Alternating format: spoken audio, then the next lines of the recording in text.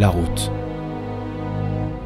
Vous savez, cette longue bande de goudron qui peut vous amener n'importe où dans le monde, même à des dizaines de milliers de kilomètres de chez vous, et qui peut vous permettre d'aller voir des endroits magnifiques, que ce soit des côtes, que ce soit des montagnes, des lacs ou encore des forêts. Ouais, et ben moi, maintenant j'aimerais bien voir sa petite sœur, la piste, pour essayer d'aller trouver des endroits encore plus sauvages et encore plus reculés dans la nature. Alors pour ça, j'avais la Transalp qui sait largement aller en off-road sans souci. Mais j'avoue que je la trouve un peu lourde, et puis avec cette version à partir de 2000, avec les plastiques, le pare-brise, tout ce qui fait un peu de bruit, je me suis dit, c'est peut-être pas la meilleure idée, je vais la garder plutôt pour les road trips. Alors je suis parti à la recherche d'un autre jouet qui serait plus adapté à cette pratique. Et c'est comme ça qu'on se retrouve après des journées de recherche sur le bon coin, à s'envoyer 5 heures de route avec la remorque derrière pour aller chercher un nouveau jouet. On va le voir tout de suite. Me voilà donc chez un gars qui fait une petite collection d'engins, comme cette DS suspendue à rénover. Et dans son jardin, ce ne sont pas des citrouilles que l'on va trouver, mais tout un tas de véhicules en attente d'une seconde vie. Et c'est d'ailleurs ce qu'il avait prévu avec une 650 DR. Mais quand il a voulu me la présenter en sortant directement le matos de torture, j'ai commencé à prendre peur. Il fallait que je la sauve de là. Bon, il y a du boulot. C'est pas parfait, il y a des trucs à reprendre. Mais je suis bien chaud pour lui donner une seconde vie. La batterie ayant coulé, le vendeur va tenter de la démarrer à la sauvage. Il essaye alors de m'expliquer que le bouton du démarreur ne marche pas. C'est quelques temps plus tard que je découvrirai qu'il aurait dû débrayer pour démarrer. Le spectacle n'aura malheureusement été que de courte durée. La moto s'est éteinte, elle ne démarre plus, c'est le drame. Dans ma tête, les pensées s'enchaînent, et ces étincelles et cette fumée ne me disent rien qui vaille. Je tente alors d'en savoir plus. Quand vous l'avez trouvé là en Ardèche, il avait démonté quoi le gars du coup? Il avait démonté tout, les roues, le bras oscillant à l'arrière, il m'a donné un tas de boulons, tout en vrac quoi. Le vendeur s'acharnera encore de nombreuses minutes. Il m'a certifié avoir fait une dizaine de kilomètres avec pour l'essayer avant de la vendre. Le doute commence à me gagner. Il vérifie le robinet, redresse la moto et finit par réussir à la redémarrer pour quelques secondes. Bon, on va laisser tourner 2 secondes. Je n'aurai malheureusement pas le temps de l'essayer. Le gars me baisse la moto de 100 €, mauvais négociateur, je ne tente pas plus. Et pourtant, il aurait fallu. J'embarque donc l'ADR à la maison, un long projet m'attend.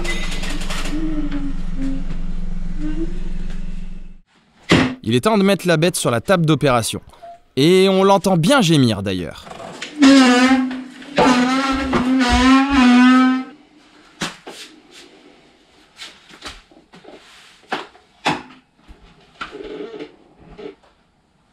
Mais dans quoi est-ce que je viens de m'embarquer sérieusement? Bon alors du coup, c'est grave docteur? Pardon? Si c'est grave? Non mais c'est pas grave, c'est carrément lamentable, elle est dégueulasse. Non mais attends, viens voir. Reste pas derrière là, viens voir. Regarde ça. Projection de béton, partout. Les étriers, les jantes, partout. Le cadre. Là, il y a de la rouille. Bon là, je t'en parle pas, rouillé aussi. La selle, hein, on va même pas en parler non plus. Ici, tout pété. Là, il manque des pièces, il manque le trou de la boîte à air. Tiens, tu veux un bout de filtre à air? C'est lamentable. Ah là, c'est tout rouillé aussi. Le câble, le mec, il l'a fait passer au mauvais côté, tu peux pas mettre le cache. Allez hop, encore un petit peu de béton là, pendant qu'on y est. Tiens, remonte un peu. Hop là, regarde ça, du béton là, sur le moteur. Parfait, nickel. Ça, tout rouillé. La chaîne, on sait même plus fier les maillons tellement elle est dégueulasse. Et après, tu me demandes si c'est grave. Bon, bah là, on part sur une restauration complète, hein. Y a pas le choix. Et en même temps, c'est ça qui est bon. Là, on va se régaler. Allez hop, on va la foutre à poil. Bon, alors quand on part sur ce genre de projet, il va y avoir beaucoup de pièces à changer et d'accessoires, que ce soit de la maintenance ou que ce soit de l'amélioration. Donc pour ça, il va falloir trouver un fournisseur de pièces. Récemment, j'ai mon meilleur pote qui m'a fait découvrir Mecastore. Je sais pas si vous connaissez. C'est donc un store en ligne de pièces et d'accessoires comme tous les autres que vous connaissez. La différence, c'est qu'il est à 1 heure de chez moi, alors j'ai décidé d'aller le rencontrer. C'est donc comme ça que j'ai fait la connaissance de Arnaud qui a créé Mecastore, et en discutant avec lui, il m'a fait éviter pas mal d'erreurs. Il connaît très bien la mécanique, il connaît très bien les restaurations, il connaît très bien les DR. Donc moi ça me correspondait très bien. J'étais venu avec une liste de pièces pas possible, on en a discuté, il m'a dit ça, il n'y a pas besoin de le changer, ça, il y a besoin de le changer, ça c'est mieux, vérifie ça, attention à ça. Donc du coup c'est l'expérience qui parlait, il y a eu un bon feeling. Et petit truc qui m'a aussi beaucoup plu et qui correspond à ma mentalité, c'est qu'il nous vend pas du matos ou de la pièce pour nous vendre du matos ou de la pièce. La plupart des choses comme les accessoires, je prends un exemple tout bête, port USB ou support de téléphone que je vais devoir mettre sur elle, il les teste, il en teste plein, et c'est ceux qui préfèrent, qui ont passé, si je puis dire, son crash test, qui vont ensuite se retrouver sur son site en ligne. Bon, me voilà arrivé chez Mecastore pour aller chercher mes pièces pour l'ADR. Alors je vous embarque avec moi, comme ça je vous montre un petit peu le shop. Hey. Salut Arnaud, ça va? Ça va et toi? Ouais, impeccable. Bon, tout le matos est là? Eh oui. Il y en a un qui va avoir du boulot. C'est dans cette petite caverne d'Alibaba pour motards que je vais récupérer une bonne partie de l'équipement et des pièces d'entretien qu'Arnaud m'a aidé à sélectionner en choisissant juste ce qu'il fallait pour tenir mon budget. Bon, très clairement, je ne vais pas garder ce style avec les carénages qu'on a sur cette DR RSE parce que comme je reprochais sur la Transalp à l'époque, ça fait beaucoup de plastique, c'est pour aller faire du off-road. Donc l'idée, c'est d'avoir le moins de choses possible. Donc il va y avoir pas mal de modifs à faire et notamment ici, comme la fixation du carénage, en fait, elle est sur le réservoir, derrière, il y a des pattes. Et si je fais juste simplement l'enlever, je vais avoir des pattes horribles avec un décroché là ici qui va vraiment être laid. Donc il faut que j'arrive à bricoler un truc. Comme il est cassé celui-là, ça va être mon crash test sur ce flanc gauche. Je vais essayer de voir si je peux pas couper quelque chose et faire une espèce d'écope, enfin un truc qui fasse un peu comme on voit sur les motos de rallye ou de Dakar ou trucs comme ça. Bon, il est cassé donc je teste. Je sais, pour certains c'est un sacrilège, mais c'est tout pété. Et en trouver des propres, pas trop chers, sans se retaper toute la peinture, j'ai abandonné l'idée. Et ben voilà, c'est moche en plus, hein. Bon, l'idée était bonne, mais ça bouge trop en fait. Même si je raccourcis sur les fixations, là, il y a trop de jeu là. Donc on abandonne, on trouvera autre chose pour planquer ces pattes là. Un pi. Oh putain, il y a du monde là-dessous. Il y a tout un village de guêpes. Donc là, le garde-boue, je vais pas le garder, je vais mettre un garde-boue plus haut là, comme sur les Jebel. En revanche, je vais essayer de voir pour garder le rigidificateur de fourche là qui est là-dessous. Là. D'abord, je vais enlever les habitants. Malheureusement, les vis sont toutes grippées. Alors, méthode brute. Ça est dégrippé. Suivante. Dégrippé aussi. Suivante. Non mais oh. Et voilà, fallait pas m'emmerder. Les têtes, elles sont toutes percées. Oh putain. Maintenant, on va pouvoir récupérer le rigidificateur. Oh non, il en reste 2. Petit trou. Et une de moins. Et j'augmente ma collection de têtes de vis sur ma mèche. Rends-moi mon rigidificateur de fourche. De Dieu. Bon, c'est déjà un peu plus léger, là. Ça ressemble un peu plus à un truc pour aller faire du off-road. Alors, par contre, quand même, maintenant que j'ai enlevé la boucle, bon, la batterie pleine d'acide, ok. Mais voilà. Putain, le béton, quoi. Le gars, il y a du béton même partout. Alors, le capteur de point mort, a priori. Très bien. Il était dans la boîte à air, comme ça, pendu. Bah, je sais pas, le mec, il a cru que c'était une sonde, peut-être, je sais pas. Il s'est dit, tiens, sur un malentendu, à la température de l'air dans la boîte, ça me donne le point mort. Je sais pas. Donc, voilà. Et puis ensuite, on a... ici, on a des cosses qui n'ont pas été branchées. Là non plus. Là non plus, mais c'est peut-être les clignots. Enfin, voilà, c'est... un puzzle. Bon alors ça, il n'y a plus de carénage. Donc maintenant, pour essayer d'avoir un peu plus accès à ce qu'il y a dessous, je vais virer le réservoir. Et puis ensuite, on va virer l'échappement, voir s'il est vraiment si lourd que ça, cet échappement d'origine. Il y a des bouts de faisceau qui sont débranchés en fait, qui n'étaient pas branchés. Et je sais pas comment c'est possible qu'elle ait démarré du coup sans la moitié du faisceau quand j'étais chez le mec. Donc je vais voir à quoi ça sert. Alors du coup, ce que je fais moi, c'est qu'à chaque fois, je me prends du scotch peintre comme ça. Et je marque dessus ce que c'est, que ce soit pour le faisceau, ou tu vois là c'est les vis du réservoir. Donc je marque réservoir dessus, je scotche ça à peu près dedans, et hop, dans une petite boîte.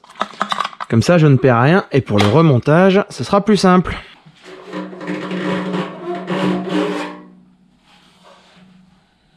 Bah alors nouvelle petite blague et petite surprise, j'étais en train d'essayer de démonter la boîte de la batterie là. le support de la batterie, et puis derrière, il y avait une boîte à fusibles. Et du coup, je me rends compte qu'il y a un emplacement vide juste à côté ici. Bon, du coup, je fais une photo, je demande sur un groupe Facebook d'EDR, si à gauche, j'ai les fusibles, à droite, j'ai quoi? Et là, il y a un mec qui me répond, bah, le régulateur pardi. Le régulateur. Et bah donc, j'ai pas de régulateur. C'est pas mal, ça, hein? Pouh.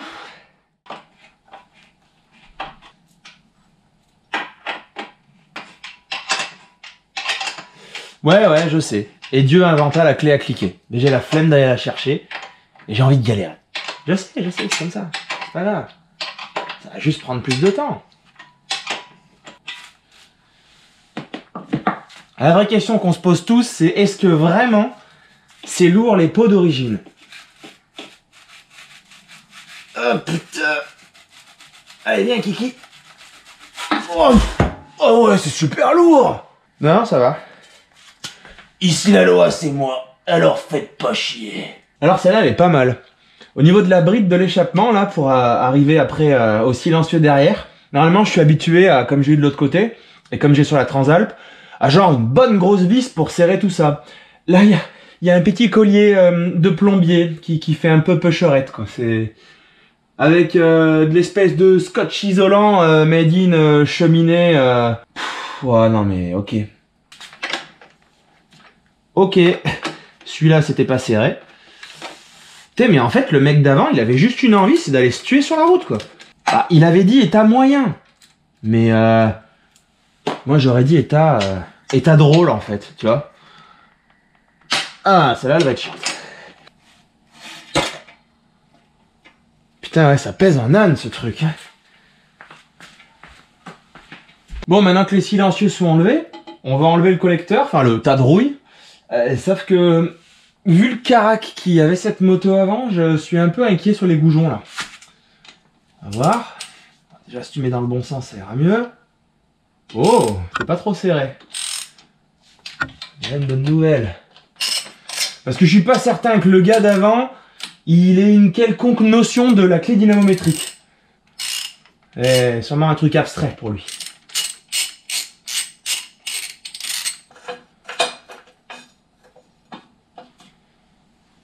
Hello? Y'a quelqu'un là-dedans? J'ai besoin de votre avis sur un truc. Qu'est-ce que je fais des pneus? Est-ce que je les garde? Ils ont l'air en super état, non? Eh bien non! On va lui coller des bons gros mitas pour aller retourner des cailloux. Enfin, si j'arrive à le faire. Bon, on verra. Et tu sais que t'as bien fait de commander un nouveau câble d'accélérateur quand tu vois que l'ancien il s'effiloche au niveau du carbu et qu'il est complètement limé. Il a été bricolé ce truc, c'est pas possible. J'enchaîne ensuite avec le démontage de la poignée qui va avoir besoin d'un sacré nettoyage. Quand on la manipule, on sent comme des grains de sable dedans. Bon, avec un câble neuf, ce sera parfait. Bon bah voilà, elle est prête pour aller faire du off-road avec un petit garde-boue cross comme ça. Ouais non, il manque quelques détails encore, ça a raison. En fait l'idée c'est un garde-boue de Jebel. Parce que comme je veux pas un garde-boue bas pour aller faire du off-road, déjà j'aime pas le style et puis en plus je vais prendre plein de merde dedans, ça va faire pas mal de bruit. Donc du coup bah je voulais voir si je pouvais le monter et en fait un garde-boue de Jebel, oui ça se fixe. Par contre ici il va sûrement falloir que je coupe la patte qui permettait de fixer les carénages latéraux par là. Ouais. Petit coup de disqueuse. Bon, eh bien, sitôt dit, sitôt fait. Sinon, je n'y penserai plus après.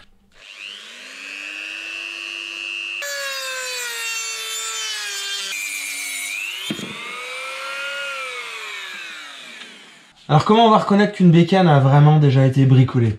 Tu prends l'étrier, là c'est du 13, et ici c'est du 12. Je sais pas si c'est comme ça d'origine, mais ça je l'ai jamais vu sur aucune des bécanes que j'ai tripotées. Ah, ça a été serré au couple, ça c'est sûr. Démontage du système de frein arrière, donc l'étrier, le voilà. Je ne suis pas couscoussé sous bordel, mais alors il y a vraiment du partout. Couscoussé que ça, hein. Tout me met du béton là, il y a du béton de partout. Couscoussé, c'est pas possible, hein. Ouh, caraï. Couscoussé que ça, le béton, il fait le béton dans le garage. Non mais c'est un truc de fou.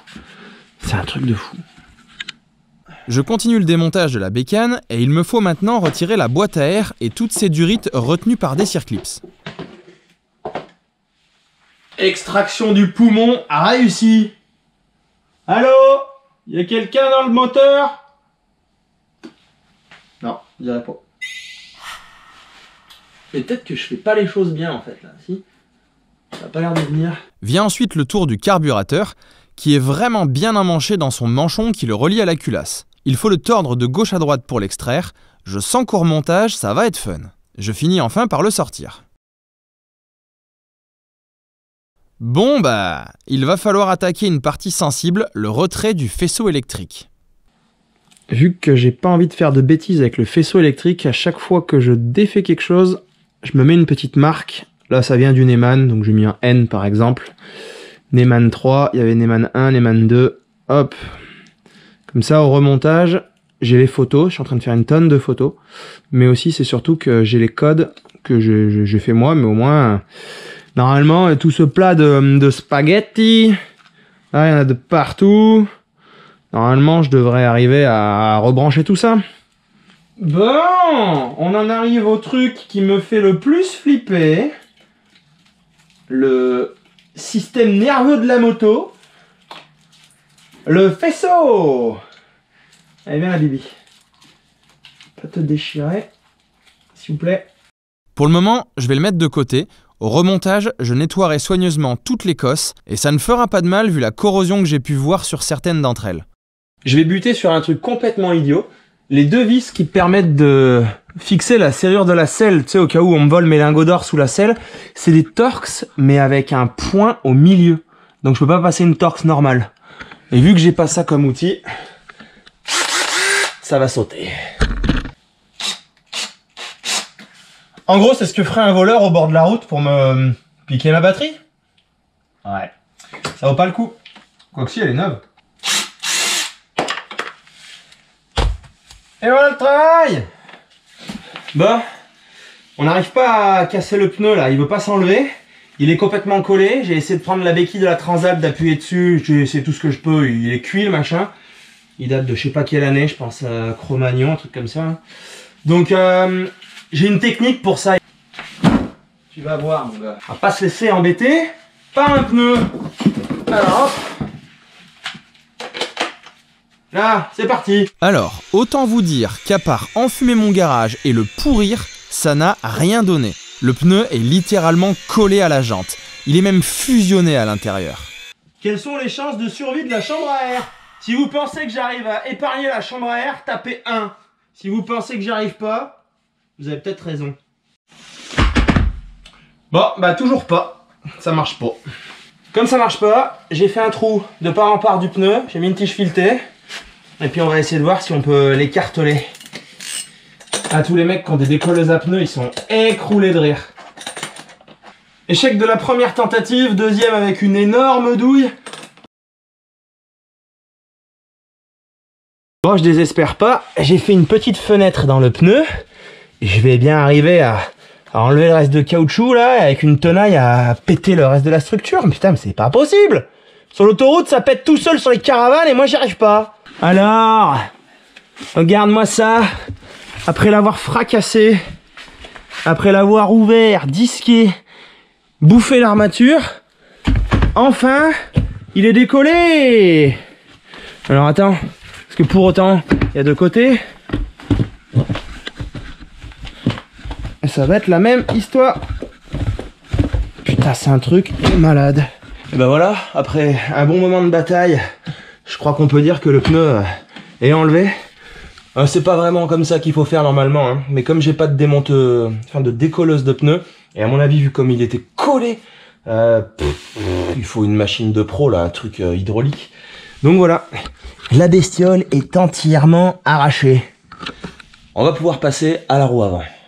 Heureusement, le pneu avant s'est décollé facilement, mais quel délire pour l'arrière, je n'avais jamais vu ça de ma vie. Bon, vu que l'ADR n'a plus de roue, il est temps de la poser sur cale pour pouvoir démonter tout le reste du train avant.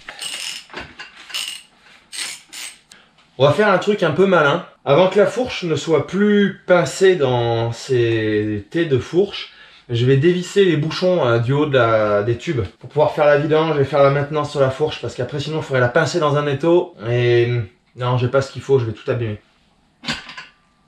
Ah ils étaient à peine serrés. Énorme. Ah ouais. Il n'y a pas un truc en dessous à dévisser aussi? Si. Pareil, en dessous il y a, pour les dévisser l'été, pour séparer le plongeur du tube, il y a une BTR qui est fragile d'ailleurs la plupart du temps. Et on va, maintenant que les tubes sont encore bloqués, je vais la déverrouiller. Et pour ça, il me faut l'axe de roue avant.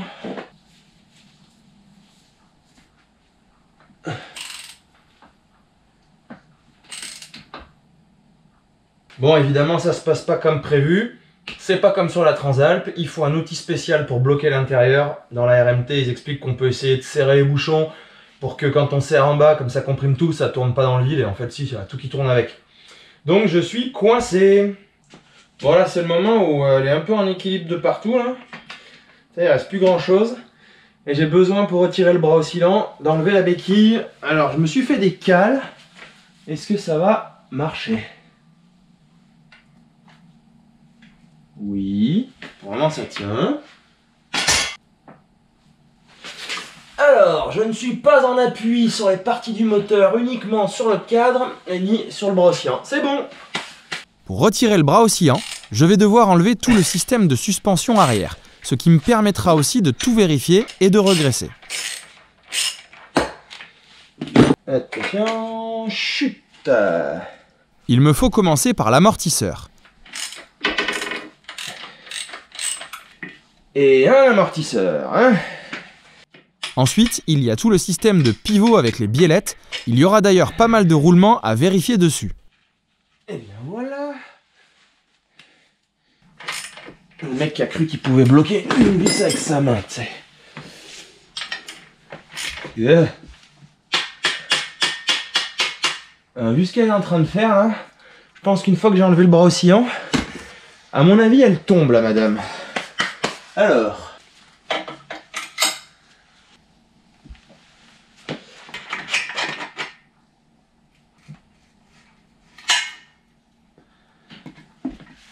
Eh bien voilà, un magnifique bras oscillant.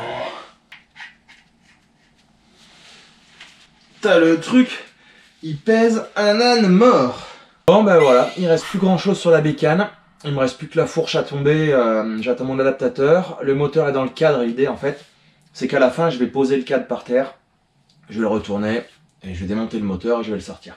Donc on commence à avoir toutes les pièces qui sont là.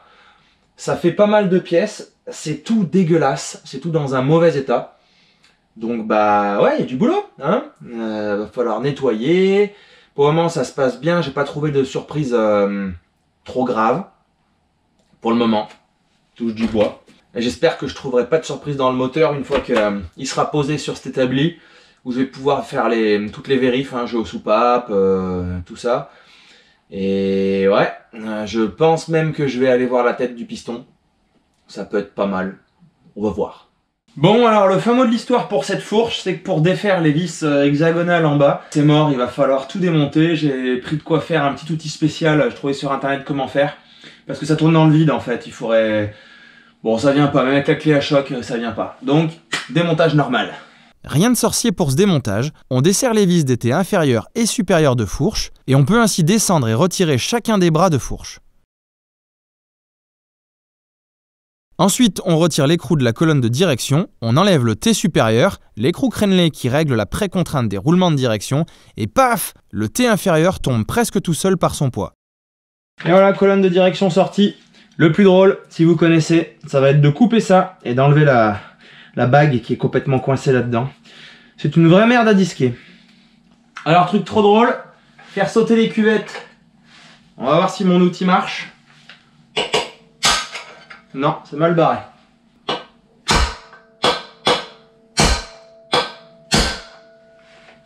Ah, c'est beau ça. Je l'ai un peu pourri mon outil, mais ça va le faire. Mardine. Je sais pas si on va bien voir à la GoPro, mais On voit bien les marques des roulements coniques. Pourtant c'était conique en haut et en bas. Donc sur celle-là, si c'est sur les deux, ça veut dire que ça a été changé. Parce que d'origine, je crois qu'il n'y en a qu'un des deux. Et ouais, ça valait le coup de les changer.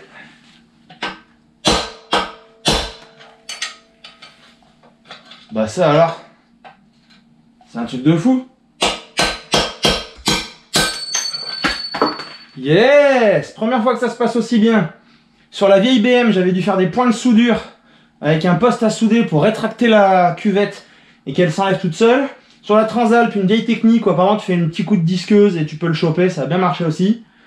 Mais là, bah nickel. Et puis, ça n'est pas marqué. Parfait! Bon, maintenant pour enlever le moteur, je pense que je vais reposer le cadre tout en bas et on va voir si je fais basculer ou pas. Mais avant ça, il va falloir le descendre de quelques étages. Et vu qu'il est encore bien lourd, on va essayer une technique. On va essayer.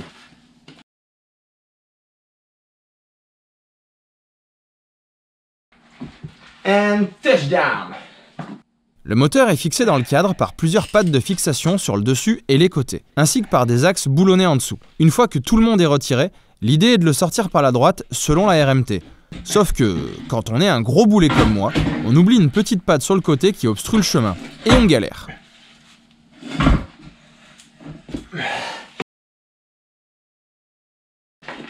Oh bordel!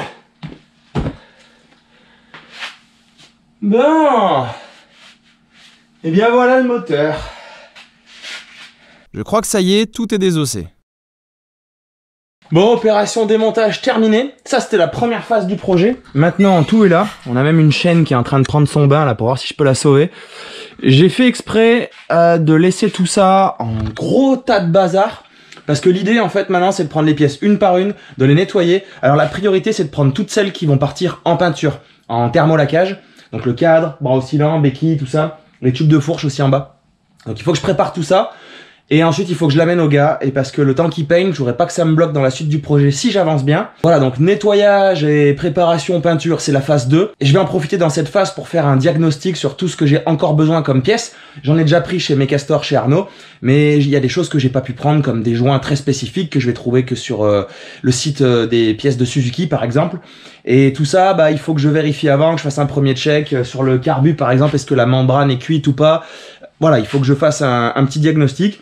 Et ensuite, la dernière phase, qu'on va appeler la phase 3, ça va être remontage de tout ça. Et non, c'est pas vrai, je vais créer une phase 4, comme ça, 4, bravo, qui va être en fait le design. C'est-à-dire que ça va être la peinture des carénages, je vais essayer de me faire ma petite nav tower, là, un petit peu en mode Dakar. Enfin bon, je vais réfléchir à tout ça.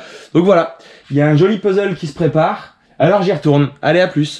Pensez à vous abonner pour ne pas rater le prochain épisode et surtout activez toutes les notifications avec la petite cloche. Dites-moi en commentaire si vous aussi vous vous lancez dans ce genre de délire de restauration et je vous retrouve dans le prochain épisode.